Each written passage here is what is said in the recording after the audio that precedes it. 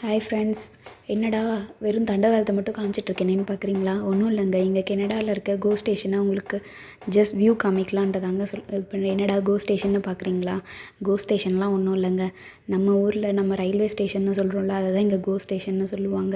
நம்ம ஊரில் வந்து பார்த்திங்கன்னா நார்மலாக நம்ம போயிட்டு டிக்கெட் எடுத்துகிட்டு அந்த மாதிரி தான் ப்ரீ புக் பண்ணிவிட்டு போவோம். இங்கே அப்படி இல்லைங்க. லோக்கல் ட்ரெயின்லாம் ஜஸ்ட் போயிட்டு இந்த பப்ளிக் ட்ரான்ஸ்போர்ட் யூஸ் பண்ணுறதுக்காக ப்ரெஸ்டோ கோடன் இருக்கும்.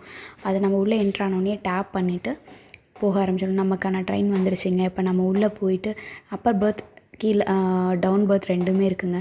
நம்ம மேலே போய் அந்த ஃபர்ஸ்ட் லேயரில் உட்காந்துக்கிறதுனால உட்காந்துட்டு நம்ம வியூ பார்த்துட்டே வரதுனால பண்ணலாங்க. நாங்கள் இறங்க வேண்டிய ஸ்டாப் வந்து ஜஸ்ட் ஒரு 5 மினிட்ஸில் வரதுனால நாங்கள் கீழேயே ஒரு பர்த் பார்த்து உட்காந்துட்டோம்.